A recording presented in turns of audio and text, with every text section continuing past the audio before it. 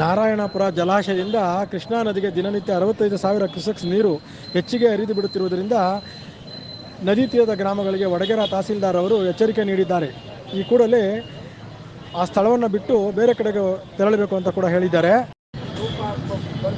ಜಲಾಶಯದಲ್ಲಿ ನೀರಿನ ಮಟ್ಟ ಹೆಚ್ಚಾಗುತ್ತಿರುವುದರಿಂದ ಕೃಷ್ಣಾ ನದಿಗೆ ಹೆಚ್ಚು ನೀರು ಹರಿದು ಬಿಡಲಾಗುತ್ತಿದೆ. ಇಂದು ಕೂಡ ನಾರಾಯಣಪುರ ಜಲಾಶಯದಿಂದ ಕೃಷ್ಣಾ ನದಿಗೆ 1 ಲಕ್ಷ ಕ್ಯೂಸೆಕ್ಸ್ ನೀರು ಹರಿದು ಬಿಡುವ ಸಂಭವ ಇದೆ ಎಂದು ತಿಳಿಸಿದ್ದಾರೆ.